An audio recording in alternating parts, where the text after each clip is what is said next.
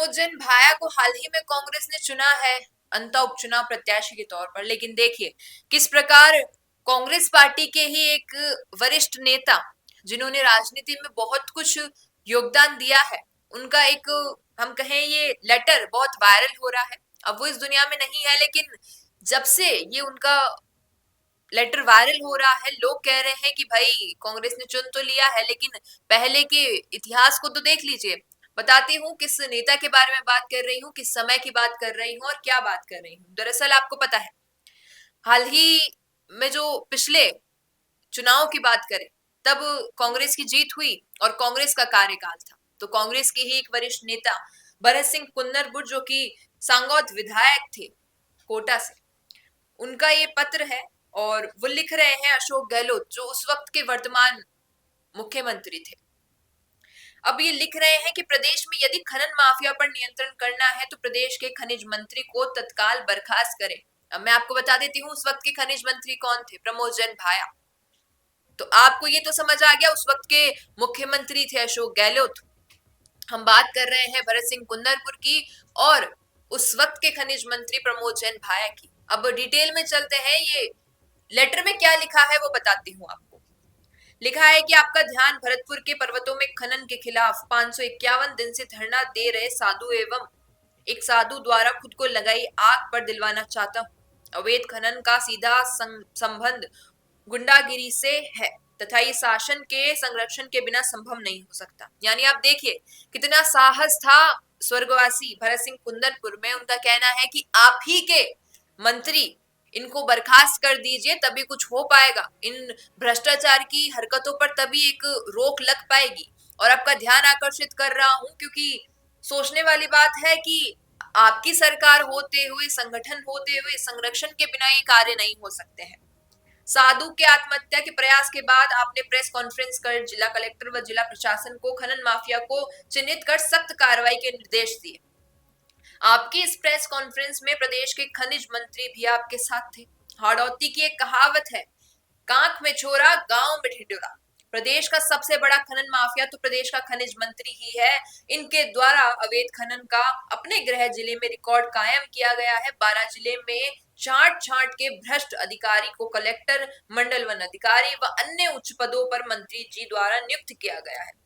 जंगल, जमीन, नदी नालों पर अवैध खनन करवा कर भ्रष्टाचार मचा रखा है। 12 जिले में अवैध खनन करने के कारण कई लोग मरे हैं। आपको सोरसन एवं कोंडावन संरक्षण में पर मैं अनेक पत्र लिख चुका हूं। अवैध खनन को रोकने पर का एकमात्र मार्ग अगर भरतपुर के साधु वाला मार्ग ही है तो मुझे इस कारगर मार्ग पर चलकर आप तक बात पहुंचानी पड़े तो कृपया इंतजार करें। अब देखिए तमाम कई सारी बातें उन्होंने कह दी है कि भाई सबसे बड़े कल्प्रिट तो यहाँ पर खनन मंत्री हैं, यानी कि प्रमोद जैन भाया है। और उन्होंने अपने क्षेत्र में भी अधिकारी और कलेक्टर वही रख रखे हैं जो इनका साथ दे रहे हैं। सारी जो गतिविधियां हो रही है, अवैध खनन जो हो रहा है, इसमें ये लोग ही इन्वॉल्व है और इनके कारण ही ये हो रहा है और इसी वजह से एक साधु को आत्महत्या करनी पड़ी।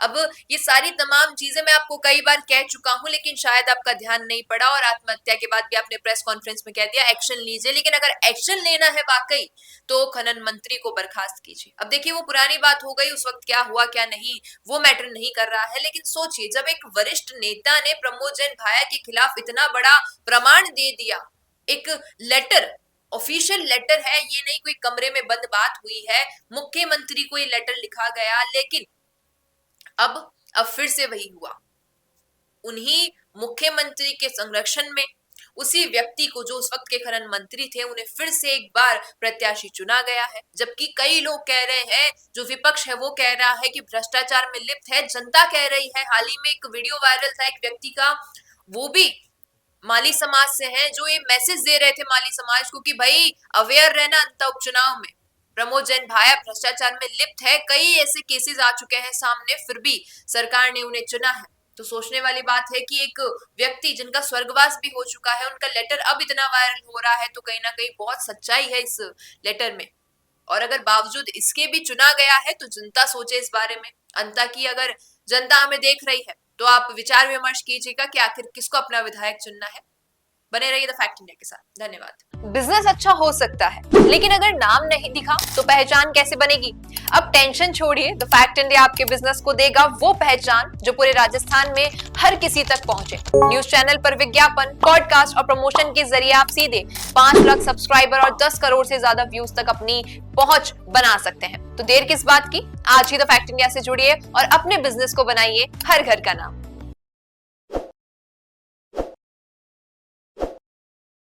ताज़ा खबरों के लिए विजिट करें द फैक्ट इंडिया की वेबसाइट और डाउनलोड करें द फैक्ट इंडिया ऐप।